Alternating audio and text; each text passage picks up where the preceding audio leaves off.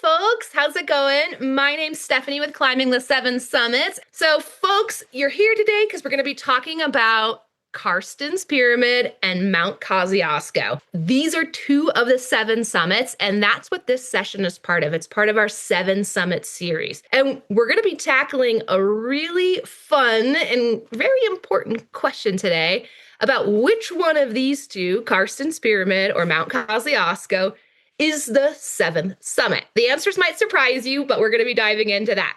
Before we jump in, you're going to also hear us calling it just Carstensz instead of just Carstensz Pyramid. Also, we usually reference it as Kosci. So you're going to hear that as well as shorthand for Mount Kosciuszko. So I wanted to mention that. So if you're like, what are they talking about? Kosci? It's Mount Kosciuszko and Carstensz. Today's conversation, we're going to be talking about folks who are going through their Seven Summits journey, or maybe just looking to tick off some really interesting mountains and thinking about where Carstensz and Kosci, one or the other, or maybe both, might fit into your journey. Our goal today isn't to tell you what the right answer is or which mountain to specifically climb.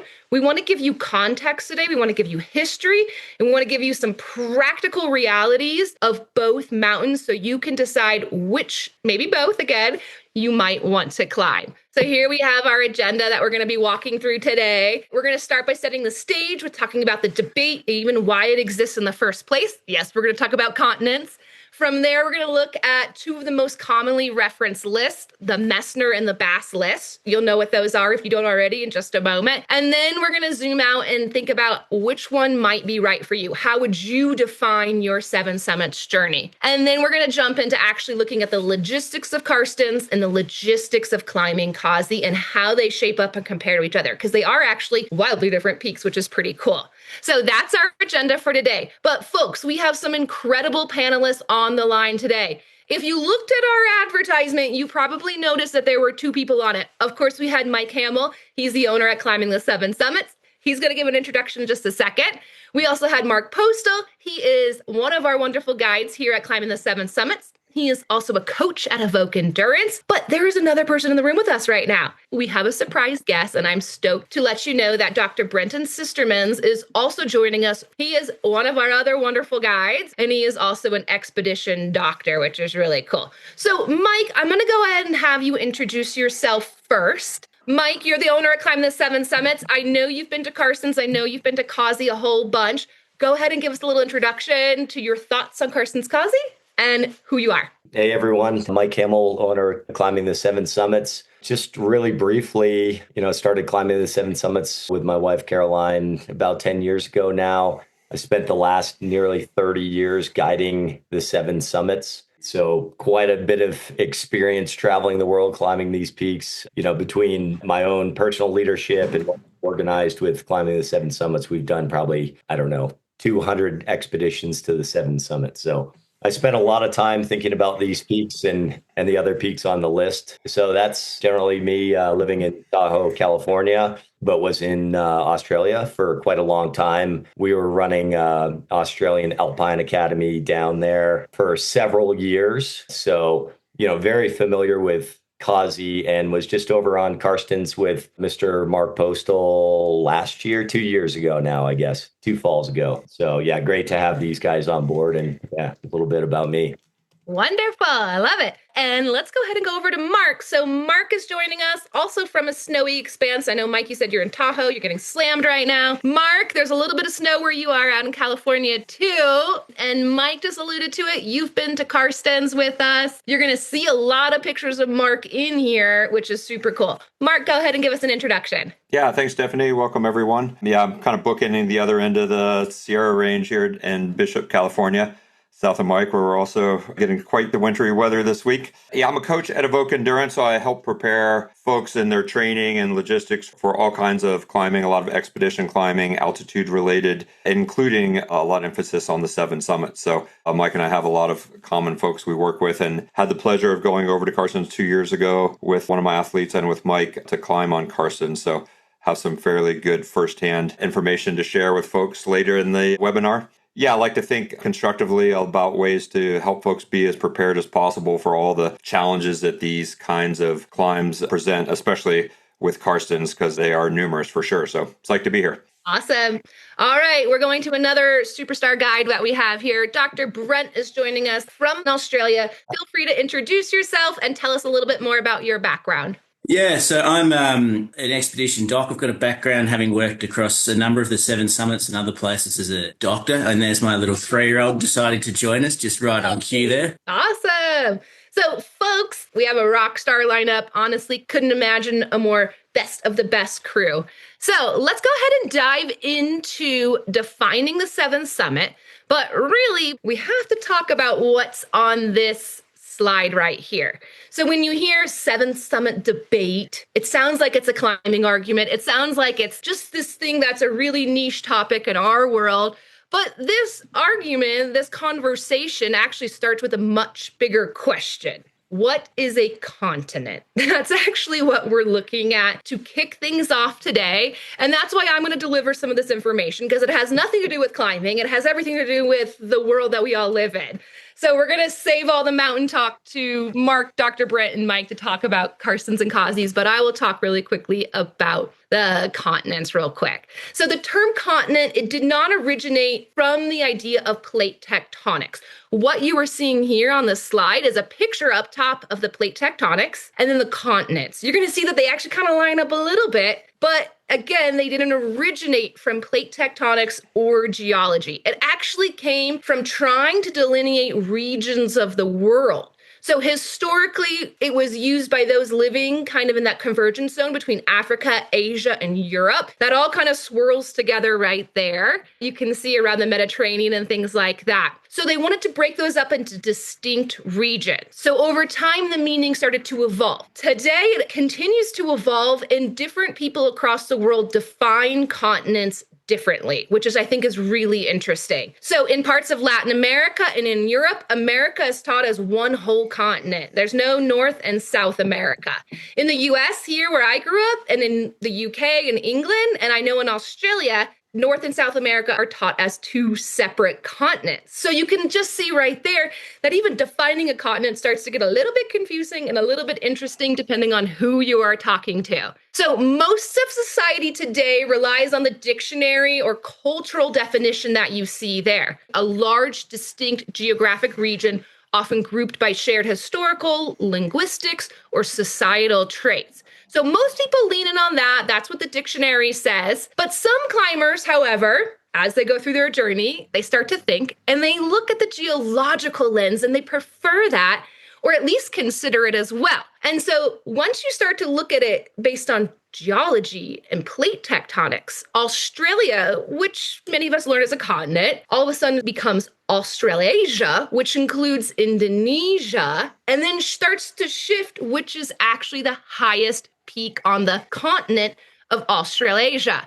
So at its term, the word continent is just a naming convention. It's something we use to define something. It's not defined by a strict criteria. And this actually works to our advantage because you're going to learn today how you get to define your journey. So it can be a single landmass, like you see Africa. Africa is a single landmass. It's on the African plate. That continent really does look like Africa. So it can be a single landmass plus nearby islands, or it can even be part of a larger landmass. Look at Europe and Asia. That's all within the Eurasian plate, but it is 2 separate continents, Europe and Asia. Because of that, the number of continents varies and how you define them also varies. And that is why this debate exists.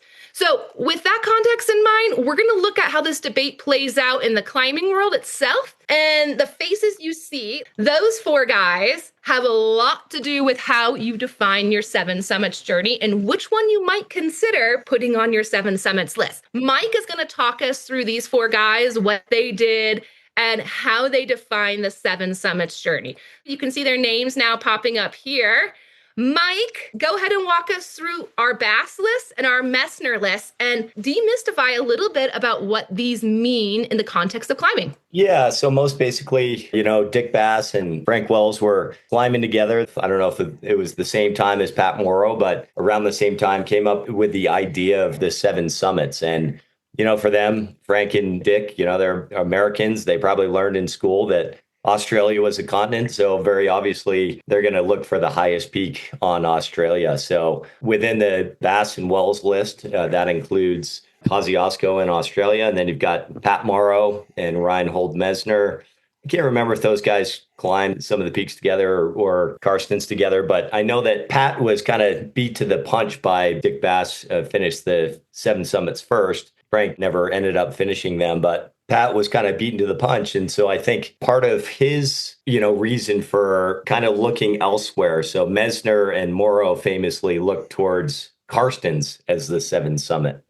And I think Morrow, he was looking for a more challenging peak, but he was also looking to kind of be first as well, because he had been beaten by Dick Bass doing the 7 summits. And Messener, of course, being one of the best climbers of all time, he was looking for a challenge. Obviously, Kosciuszko is a bit of a walk up for him, to say the least. So to find a more challenging peak, a steep rock climb that involved a bit more adventure, that was more up his alley. So you're looking at Bass and Wills, Kosciuszko, Morrow, and Messener. So, just some different thoughts there. I think Messener, he climbed Carstensz as his 7 summit, but then he went on to climb Kosciuszko as well. So I don't think he was that interested in defining Carstensz as the 7 summit. I think he more just was looking for an adventure and then went on and did Kosciuszko as well. Whereas Pat Morrow, I think he really wanted to be the first at that list, and he was. So that's a little bit of history there. I love it. Mike, thank you for that. And you can see those dates on there. Mike alluded to this. Bass completed his with Everest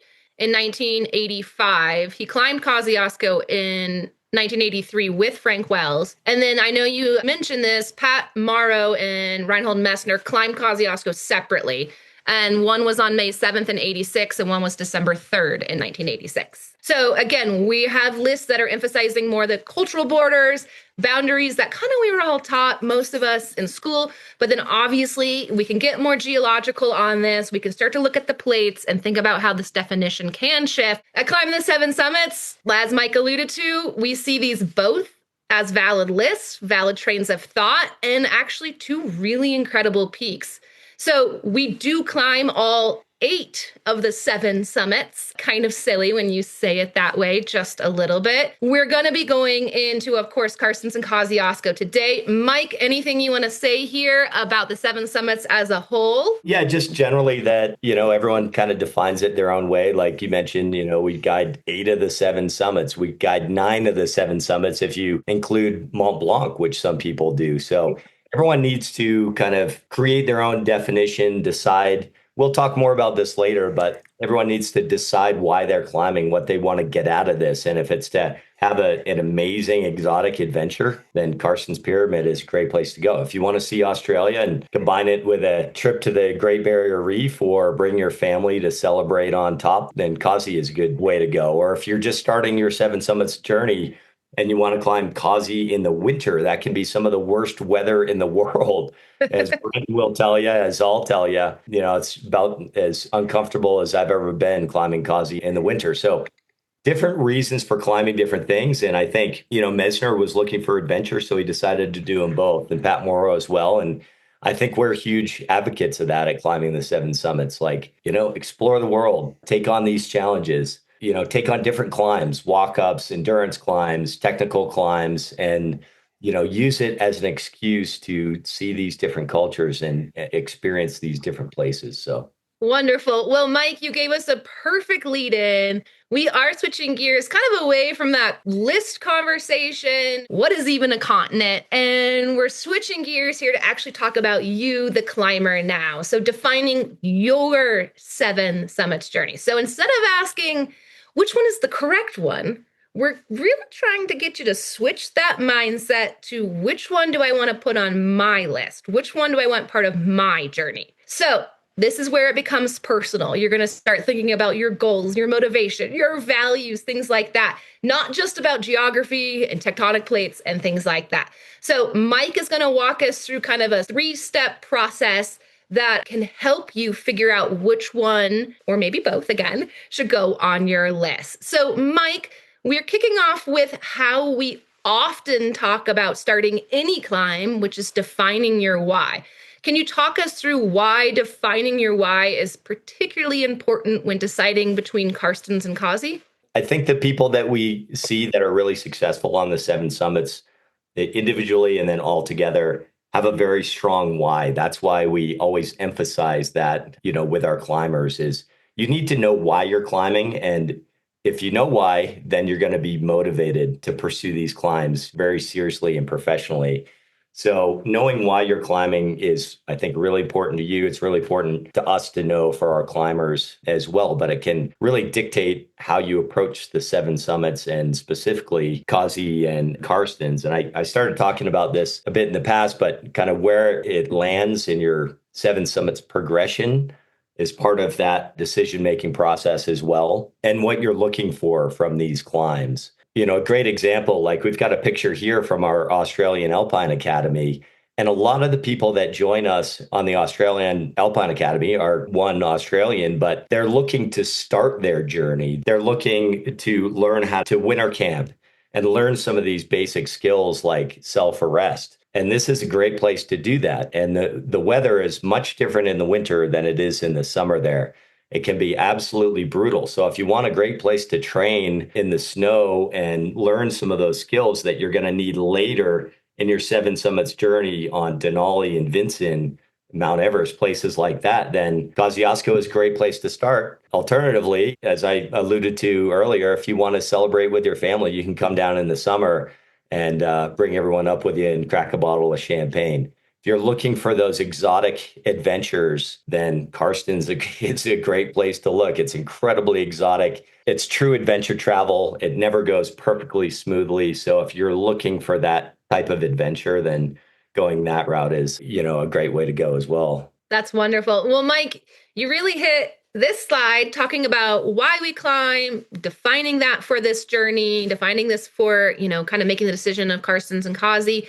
But you're really also starting to jump in a little bit to the step 2. So you have your why, but then you start to think, what's going to fit my goal? So you were just talking about, Kazi being this moment where maybe you pop a bottle of champagne, climb with your family, and you go to the Great Barrier Reef afterwards, and you're scuba diving and things like that. But Carstensz Pyramid is the one that you're going to get all kitted and rigged up. You're going to be on a rope. It's going to be intense. Things aren't going to go well. It's going to feel a lot like maybe some of the other climbs have that are to remote places. Like being on Denali is hard. A lot of things happen on Denali. And so you're going to have more of that expedition feel when you go to Carstensz as well. So Mike, thinking about how these things fit into our goals based on kind of our personal reasons for climbing, anything else you want to add to on that decision-making process, kind of how it pans out with goals? Yeah, I think, just the nature of Carstensz is it's a high altitude climb. It's also a technical rock climb. So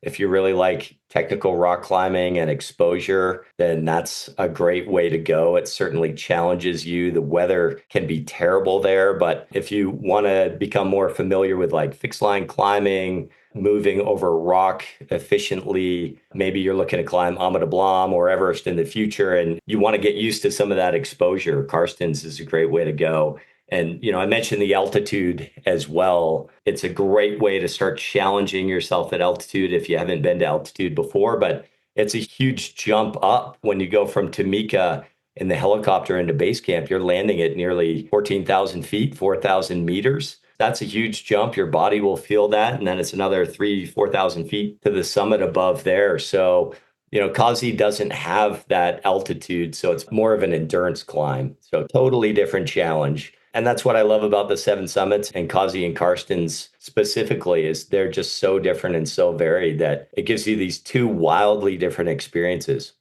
Yeah, it's wonderful. So folks, you've heard us say this a few times and we're kind of heading that way. We're obviously going to be talking about both peaks today, and we do see both peaks as amazing options. Given that things have to fit into your timeline and journey, we sometimes see people climbing both. This is the same climber in both pictures. In fact, Dr. Brent took the picture on the right with the 7. That's Julie McKelvey. That is her 7th summit right there. So that's on the top of Kazi.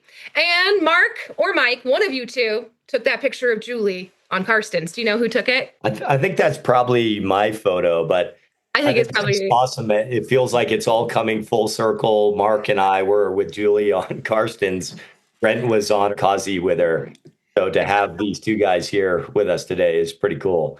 And I we're all think tied together by Julie. So thank you, Julie. She's probably not watching because she's done, but yeah, Julie's done 8 or more. She was just on Mira Peak too, I know recently as well, which is awesome. But this is full circle here. This is, I think, really neat and what we love to see. Julie did do her 7th summit on Kazi. You will see photos of her family along with her. But she wasn't able to climb Carstensz and, at the time when she was completing her 7 summits. So the kind of decision was made for her at that moment because Carstensz has some variability and availability. Just because it's Indonesia and travel there can be not really smooth or running efficiently. So later, once we were able to climb in Carstensz again, Julie was like, well, here's the sign. I'm going to go ahead and tick off that one as well because she wanted to do that. Wasn't as worried about the list or this or what the continents say. It was her journey and her goal, and that's what she went with. So we will always pitch why not both if you love climbing and you love experiencing new things. But I really want to also showcase Julie and her story and just how full circle we're coming having everyone in this room today. So we are going to get into the logistics here of Carstensz and Kazi. Mark's going to be walking us through Carstensz Pyramid. Dr. Brent's going to be walking us through Kosciuszko. Mike, anything you want to say before I turn it over to these two guys on Carstensz and Kazi? I know you've chatted a little bit about the decisions and kind of some of the big overarching differences between them. yeah, I think, you talked about it a little bit earlier as well, where the term continent came from. It came from the Caucasus region in southern Russia, kind of the Georgia area. And it was kind of a cultural definition there. And, now Australian culture is kind of more of a Western culture, but historically, Aborigines came to Australia down through Southeast Asia. So historically, it was more culturally tied to Asia. There are, arguments about whether PNG is on the Australian plate or not, or it's slightly to the north. So a lot of different factors we're kind of dealing with in definitions. And I think, again, it just comes down to your why, why you want to climb. And that'll kind of set the vision for you of which peak or both of these peaks you want to tackle. So some baseline information here. You see elevations, you see seasons. Folks, we're talking about the southern hemisphere here. Spring is in October. Summer is in December and January. Winter is in July and August. Dr. Brenton, did I get it right? You did indeed, yeah. That is not natural for me to say, so I had to twist it around in my brain. I'm saying that just to remind everyone when we are talking about spring season, summer season, to flip yourself around if you're used to living in the northern hemisphere. You see some routes and things like that. Logistics, you're going to helicopter in and out of Carstensz. And I think once I pinned these on the map, I also was like, wow, they are actually so close together. I sometimes forget how close Indonesia and all of that Asia continent is to Australia in reality. So I think it's pretty cool to actually look at it on the map. So with no further ado, we're going to get into the fun stuff with Carstensz and bring that to life.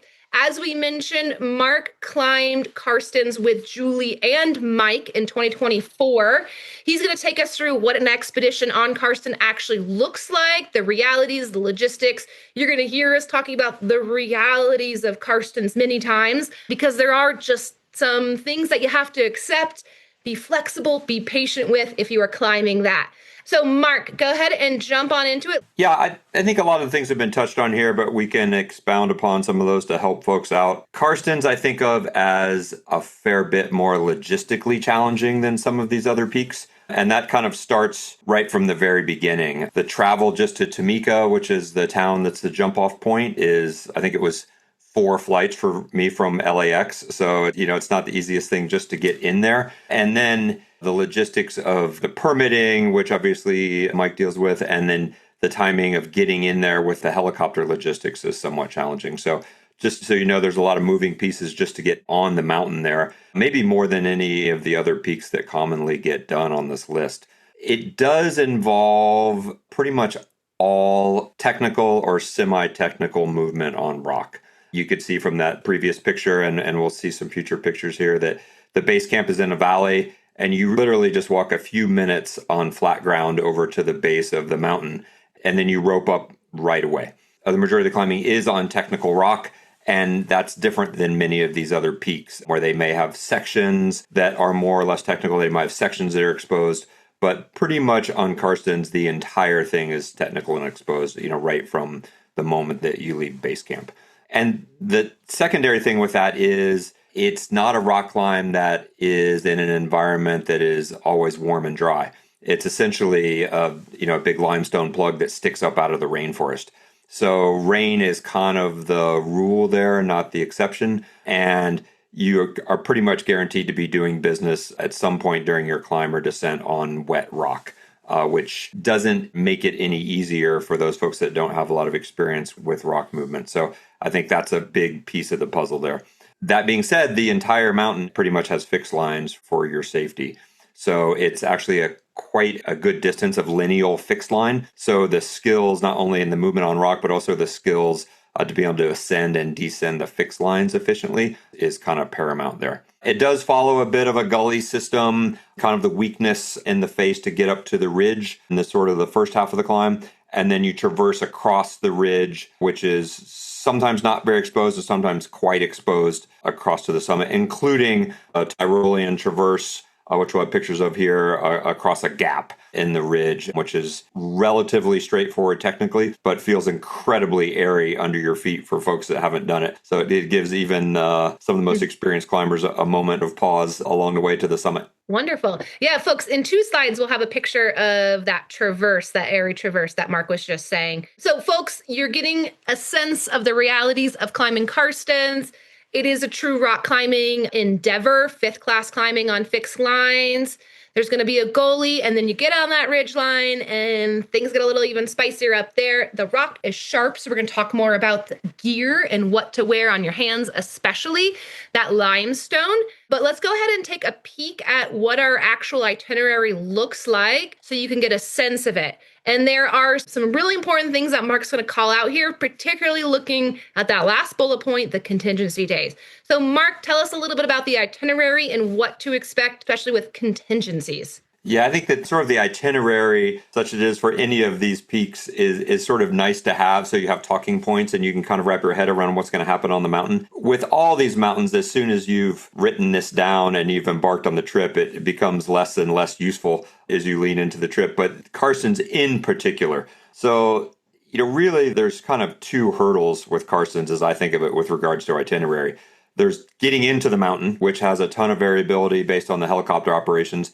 And that's primarily from a visibility standpoint. They're not flying on instruments, they're using visual flight rules. And so you need good visibility all the way from the town of Tamika where you're flying, all the way up the mountain into the valley there at over 4,200 meters. So if any of that is cloud, fogged, low visibility, then they can't fly. It's common that you might have a delay there of days or several days where you're waiting to get in there. And then secondarily, once you get in there, you're looking for essentially the first good weather window. It is common because you are jumping, as Mike said, from sea level essentially to about 4,200 meters or just over 14,000 feet at the base camp. That's a big jump for most people in a single go. Those are camps that are well up the mountain on a lot of these other climbs that you would have many days or sometimes even up to a couple of weeks to get to the elevation, and you're essentially flying up there in just a few minutes. So that's something that you kind of need to take into account, and it's a little bit individual how people adjust with that. So there may be a bit of acclimatization, but essentially once you get in there, you're looking for some summitable weather, and you're probably going to climb sooner than later. What tends to happen on Carstensz is you get a daily weather cycle where you get a building over the day. The mornings are a little nicer, and then the afternoons are typically quite rainy. And so this is a climb, like a lot of climbs, where you do have an early start in the wee hours of the morning. And it's not for the typical reasons that you do on a lot of climbs where you're trying to go through a section with certain snow conditions or when things are a little more frozen up and the travel is easier.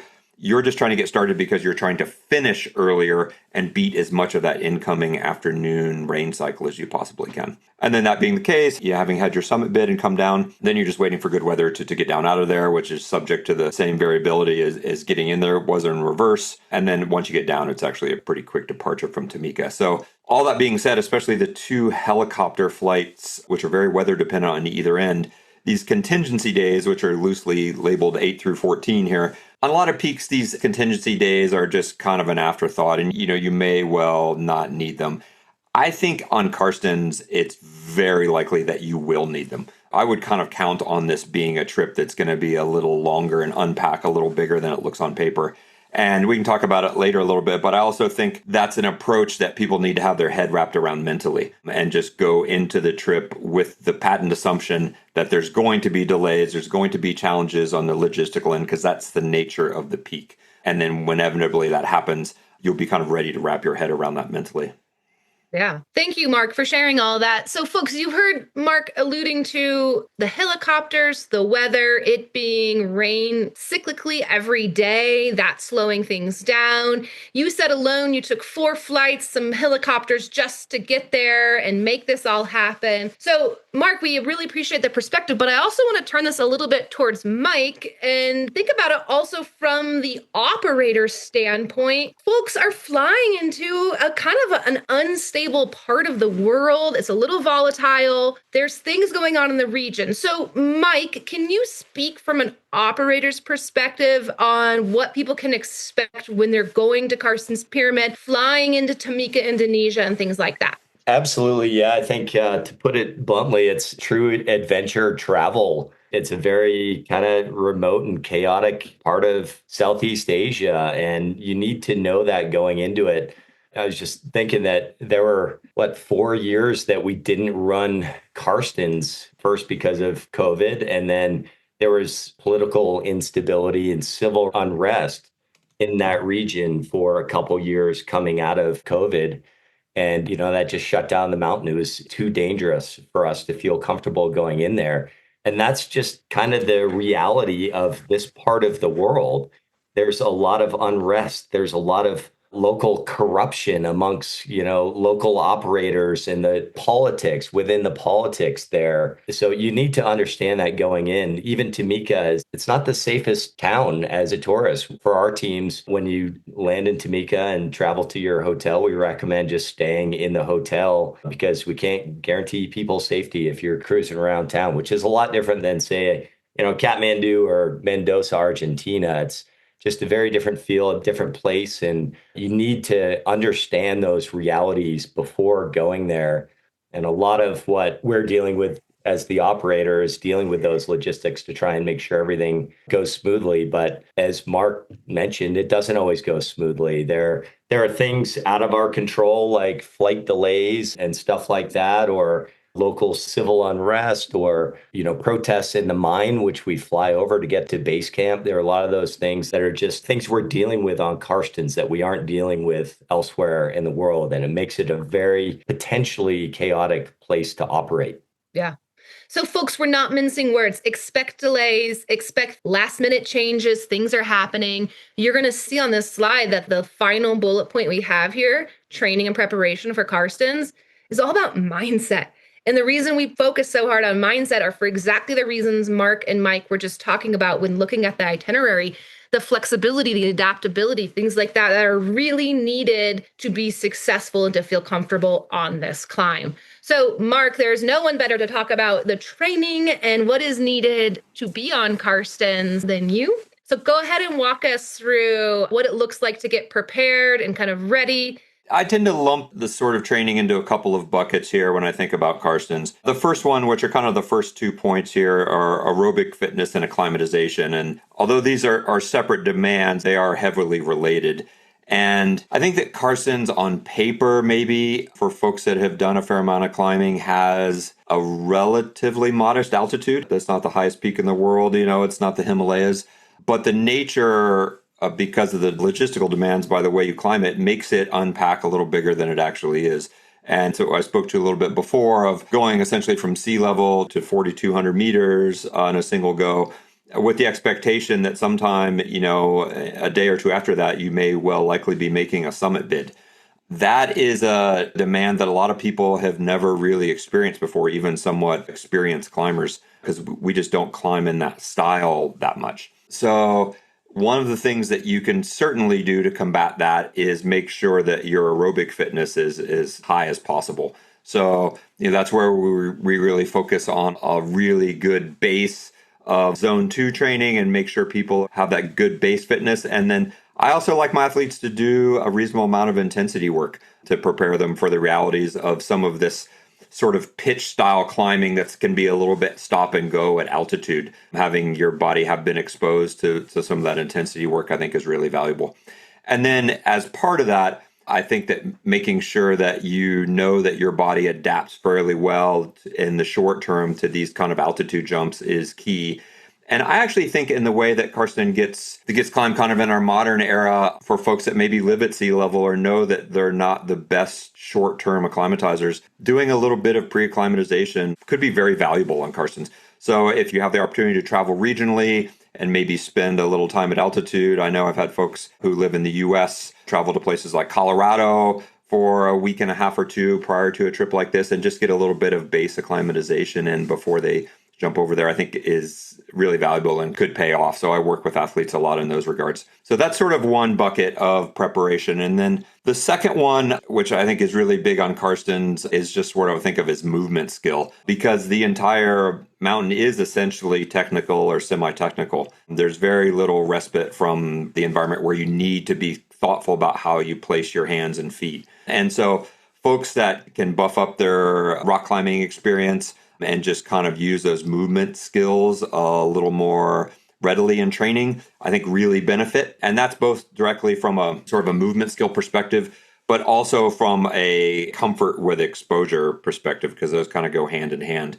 And when you've done something recently, your brain's used to it, you're calm, you're just going to be more effective and efficient. And any kind of efficiency here really pays off because it can be a longest summit day. And we know the whole thing is at an altitude that you're probably not quite appropriately acclimated to. So efficiency is always a really high priority when you're dealing with the environment where you're at high altitude and you have other drains on your system. So, training trips where you do a little more rock climbing and rock scrambling and get comfortable with those techniques, if those kind of aren't part of your normal routine, I think are really, really valuable. And then because it is fixed, sort of a technical proficiency with using the fixed lines. With ascending, with rappelling, there's a little bit of arm wrapping for descending in there, and then with the Tyrolean traverse. So any experience that you can gain to be proficient and have it not be a learning opportunity down there, but something you're already pretty dialed in at is huge. And then lastly, I think with the preparation is just having the right mindset. And we've talked about this a little bit, but the primary struggle, I think, from a mindset perspective for Carsten's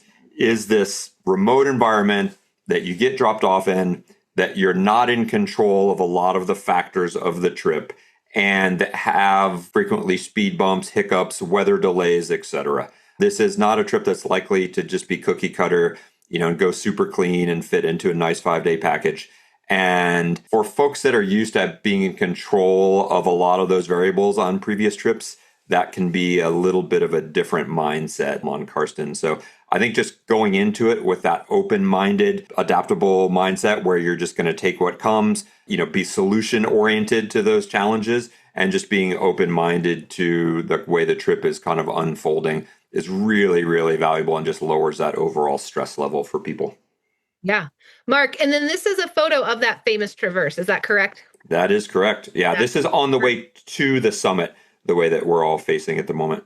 Cool. Awesome. You mentioned it earlier, but a lot of folks go to Colorado to get that acclimatization and altitude exposure. I also do know in the Front Range of Colorado, there is a rock climbing route that has one of these to get to it. That would be a fun thing to go and do. Yeah. Prior to this, it goes over, I think, one of the creeks or rivers that flows through there. And I look at those pictures and I'm like, whew, that looks a little spicy, but I think that would be a great way to get ready for this.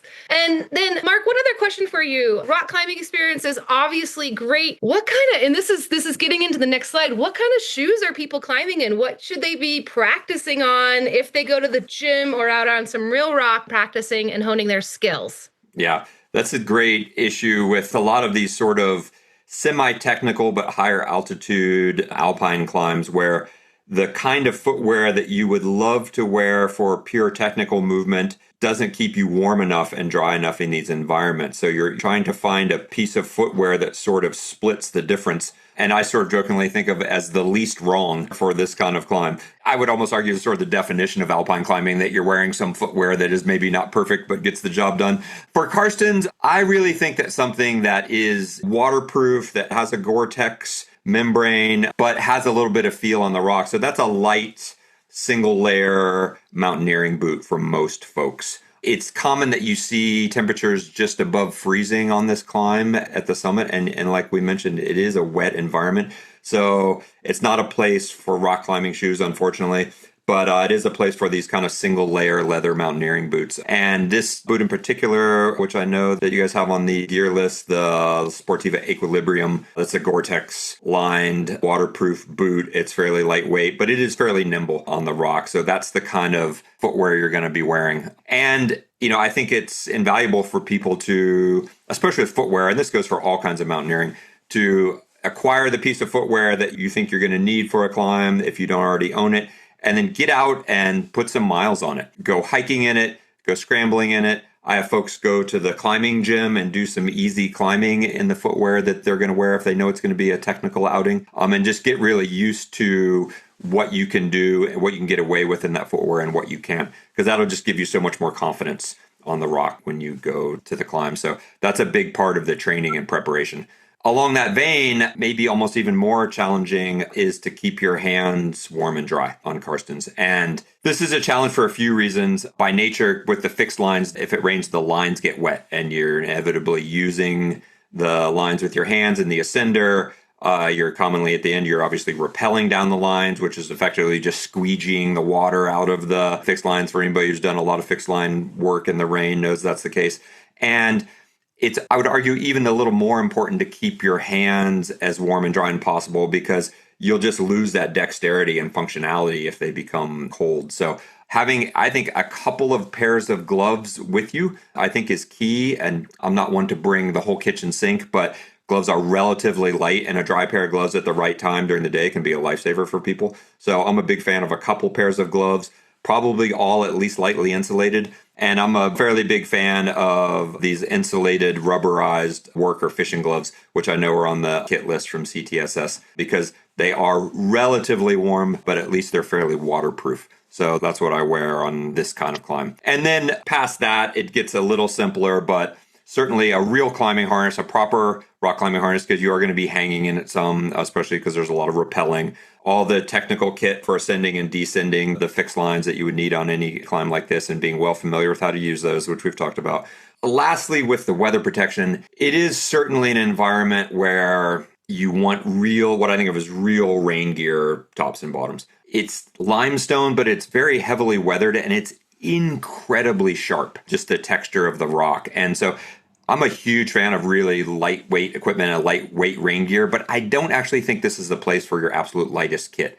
I think this is a good place for kind of proper 3-layer Gore-Tex tops and bottoms that will take at least a little bit of abrasion because it is very likely you're going to be rubbing the rock both on the climb and the descent, and you want something that's going to hold up for the duration of the ascent. And you could definitely tear holes in lighter kit, even on a single summit climb. So real kind of burly tops and bottoms from the rain gear. And then lastly, this is definitely a trip where you're not going to acquire anything in country if you don't have it with you from a technical climb perspective.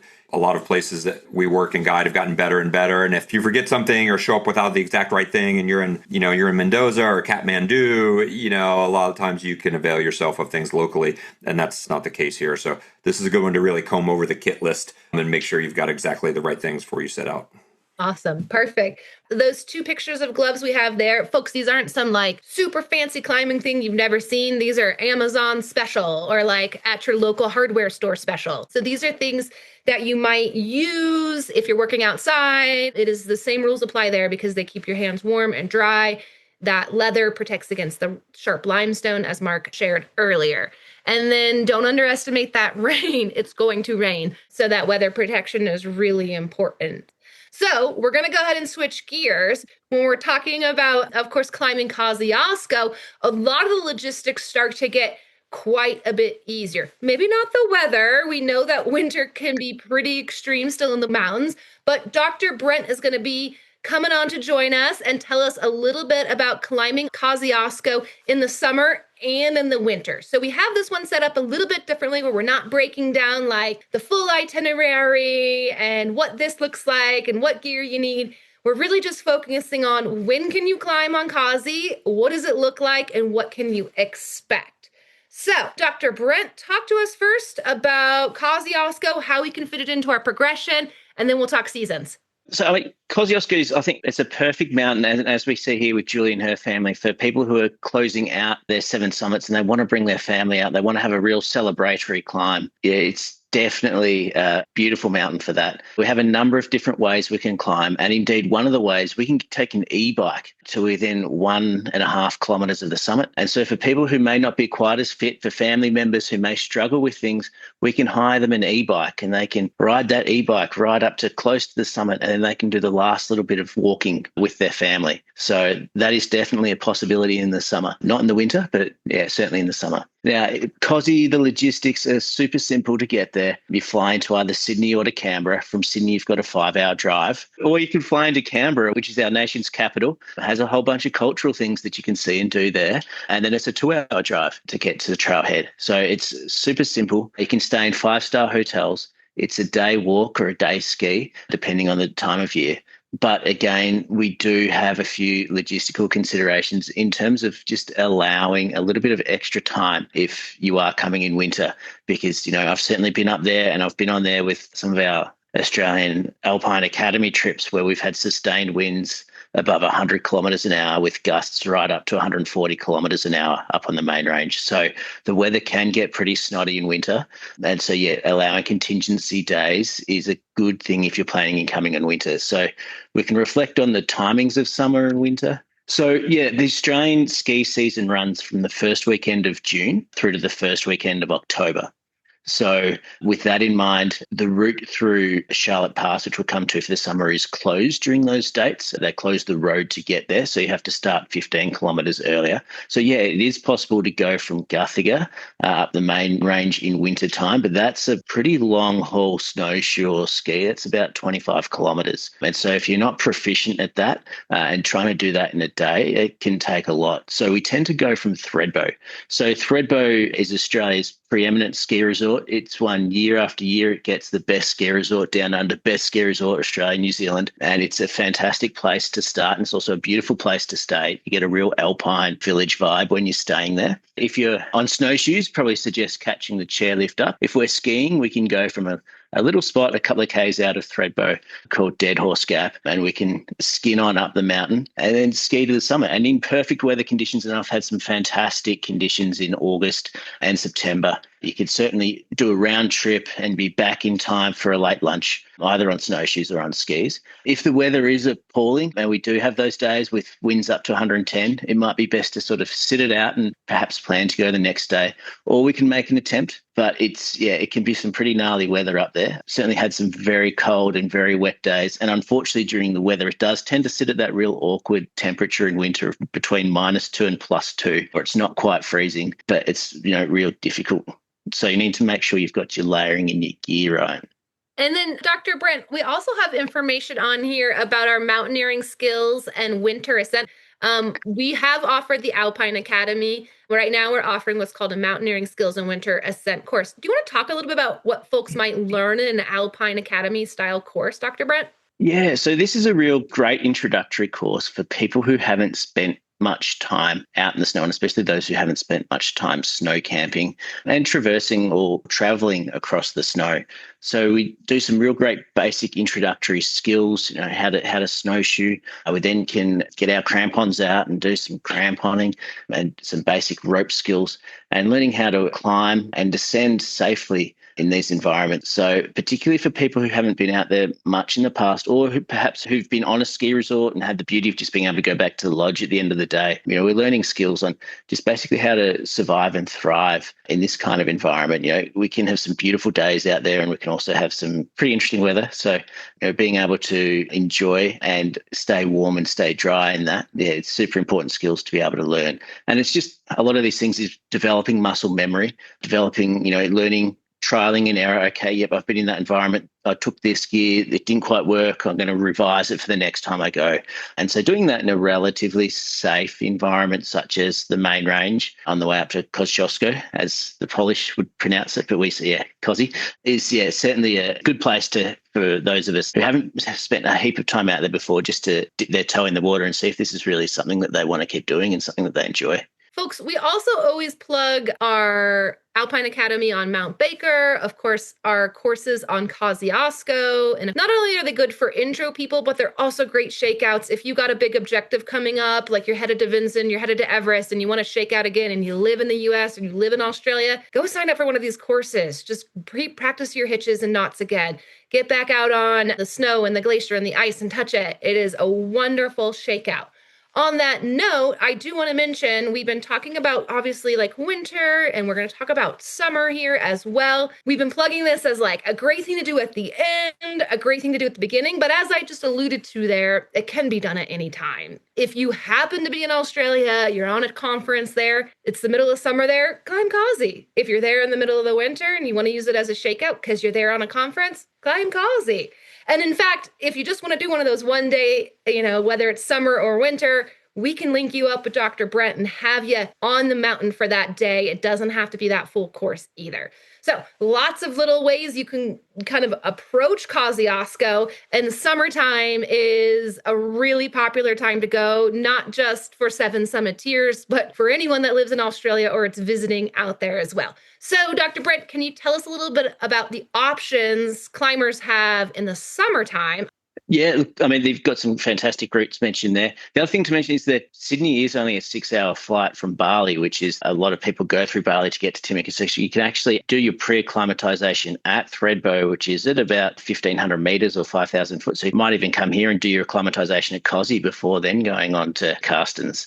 That would be another way to look at it. So, yeah, during the summer, again, we can go from Thredbo and we can catch the chairlift up and then walk along some fantastic rated walkway up and back. It's about 8 kilometres return. And for that, you just want some normal sneakers or trail running shoes or your hiking boots. You can, again, go from Dead Horse Gap, which involves a bit more of a climb, or you can come around and head from Charlotte Pass. Charlotte Pass, there's a couple of different routes there. There's this beautiful route called the Main Range Circuit, which covers off, and we can actually tick off a couple of Australia's other highest peaks as well. They're all along that route. In fact, you can do the highest 10 peaks in about a 55-kilometre route. So it's possible to trail run that a day. But yeah, so all our highest peaks in Australia are on the same ridge line. And so that can be a beautiful little, either a couple of hours running or half a day walking. Beautiful route with some fantastic views. And then we also have this Summit Road, which is the one that you can ride an e-bike or a mountain bike up and down, or again, walk up and down. So there are a lot of different options. There is an option to basically climb from much closer to sea level up Hanel Spur, which would involve staying out. And it is quite a tough bush bash because the trail's not particularly well maintained. But there is that other option if you want to climb it from closer to sea level. Yeah. I think what's so neat here is we got Carstensz. A lot of these things are not in your control. The logistics, the timing, like what's going to happen, when will you climb? It's just what's happening on the mountain. But with Causey, so much is in your control. You can decide what season you go, which route you take. Do you want a mountain bike up there? Do you want family to come with you? Do you want this to be a multi-day activity like Dr. Brent just said? You can come from almost sea level and pair in a couple of huts or overnight accommodations or camping on your way up to the summit. So with Australia, it's really a world of possibilities. And that's one of the things we love about it. Logistically, you're in charge and you get to have a lot of fun out there and summit. And I think you also just created maybe a new product for us, that Causey pre-acclimatization followed by Carstensz in October. Sounds like fun. I really like that. So that's really cool. Mike, coming from the operator again, I want to ping you real quick and see if there's anything you want to add in about climbing Kosciuszko in the summer or in the winter. No, I think pretty much everything has been covered, but basically, if you want to climb Causey, Dr. Brent's your guy. We can connect you with him and he can run you up there if you want to go do a tour down under. But it's a great place. And I kind of mentioned it earlier, but it's awesome to see Australia if you haven't seen it. There's so much to do there. It doesn't have to just be ducking in and climbing Causey. It can be combined with a surf trip or diving up in the Great Barrier Reef or vacation in Bali or, adding on Carstensz afterwards. There are tons and tons of reasons to go to Australia, see Sydney, Melbourne. So there are lots of great excuses to get down there. Awesome. So yeah, really from our perspective, folks, we just want to make sure that when you go to Causey, when you go to Australia, you have the best experience and work with the best people. That's why we got Dr. Brent here. And that's why we offer those introductory programs as well. So if you're just learning and starting out, that's something you can take advantage of. So awesome. Well, folks, that wraps up all of our conversation on COSI. We kept that one nice and short just because, again, it's a little bit of a less logistical challenge, and you're really in charge of what kind of gear you'll need depending on when you actually climb. So, folks, what I want to do is I just want to tell you a little bit about our philosophy here at Climbing the Seven Summits. So here, everything, as you probably already know, starts with our expert leadership and world-class guides. We've got Mike at the helm. He is logistically in charge of every expedition. And then we've got incredible world-class guides like Mark and Dr. Brent leading our climbs. Dr. Brent was just on Kilimanjaro with us. As you saw, Mark was on Carstensz with us and climbs all over the world with us. A lot of you also come out, I think sometimes towards Nepal, and are with us there. And so it's really incredible how far you guys guide and all the different places you go. You just don't stay in your one place. So at Climbing the Seven Summits, we are the Seven Summits and progression specialists. So we focus not only on the seven summits, but what you can do to reach those goals and progress your climbing career, whether or not it's the seven summits. Our top priorities here at CTSS are always safety and success, and they're always in that order. We will never put your safety at risk to be successful. We are highly selective of who we climb with, also who our guides are. You'll see that marginal gains philosophy. That is one of our own personal philosophies where we focus on these little tiny details to make sure everyone is taken care of and to make sure you have great food, you have great guides, you have great logistics. We really capitalize on every single small advantage to make sure you feel good on the mountain. And then, of course, we're selective about who we climb with. We are working with world-class guides. We have our marginal gains philosophy. All of this boils together into our no dickheads policy. That is something that we get a lot of kind of conversation and talk about. It is a nod to the New Zealand All Blacks, which is a rugby team. They're the ones that developed that. But it basically means that great teammates make great climbs. Your team matters on every single climb. Your guides matter, the other climbers matter, the logistics and company you climb with all matters. And we live by that. We eat, breathe, and sleep it, honestly. And then above all, we know that climbing the world's biggest peaks, whether it's Carstensz or whether it's COSI or Everest or Denali, it requires enormous, of course, physical strength, but we just want to make sure we always include the mental strength, the commitment, and the humility, because these things, as you know, are flexible. There are shifting things happening that you're not ready for, whether it's 140-kilometer winds on COSI or you're delayed in Tamika for 4 days waiting for that helicopter to fly. So that humility comes into play a lot there. Perfect. And then last but not least, I do want to share contact information. Folks, we're on Instagram and Facebook. Of course, there is our website, and then there is our email address. So if you have any questions for us, by all means, email us. That info box Mike sees, I see, anyone can see, and whoever is best fit to address your question, you can do that. Also, if you want to go ahead and schedule a call at all with our team, that is the Calendly link to schedule a call with Caroline, Mike's wife and co-owner at Climbing the Seven Summits. She's the Australian on the team as well. So you can go ahead and do that. If you need to talk to Caroline, Mike, or somebody else, we can also sort that out. But there is the Calendly. And then, of course, we have Mark's information down below. We included his Invoke Endurance. So if you are interested in working with a trainer at Evoke or him, you can shoot him an email. That's the Instagram for Invoke Endurance. We really do work hand in hand with them, and we think that they're an awesome company. And you see their website there as well. And I'm going to give Mark, Mike, and Dr. Brent a moment to give some final thoughts.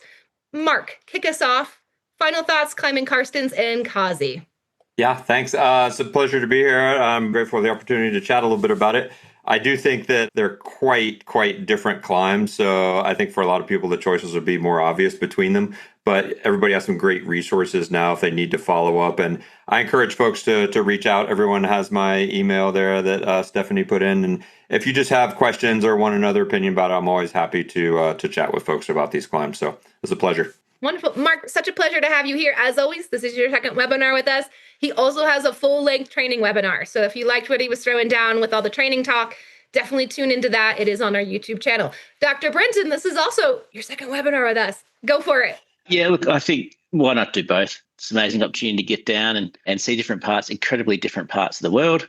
I do fall back to the old school education that, no, Cosy is the 7, but that's what I was taught when I was 8. So I stick with it. And I should throw out, if anyone has any medical questions about altitude and things, always feel free to reach out to me through CTSS as well. Perfect. Folks, I didn't plug this enough during it. Dr. Brent is really a acclimatization and physiology specialist or expert. We did have him join, we did it about a year ago, an acclimatization webinar with folks from Hypoxico that do the altitude training systems and Nick Hart from the Altitude Center in London. So we had a triple powerhouse there, and all three of those guys got on with Dr. Brent as the doctor, speaking more medically about the process of acclimatization. So his input in that is just really top notch. And if you're interested in the process of it and what happens to your body, definitely tune into that one. Mike, I'm going to leave it with you for our last final thought. Sure. Yeah. Thanks to Mark and Dr. Brenton for joining us. There's an incredible amount of expertise between these two guys. So huge thanks for joining us. And I just kind of underscore what Dr. Brenton said. Why not climb them both? For me, the inspiration behind the 7 summits was always just about traveling the world and experiencing these cultures and different climes. And, that's what drew me in about the 7 summits and inspired me to write a book about it and start a company to lead others on these climbs. So get out there, see the world, and experience as much as you can. Awesome. Well, Mike, thank you so much for being here. Dr. Brett, I don't think I actually said it. Thank you so much for joining us too, especially early in your morning hours. We so appreciate it. Hopefully you sign up for our next webinar. Ping us with any questions as always, and maybe we'll see you on one of these mountains. But thank you all for being here and coming. Until next time. Bye, everyone.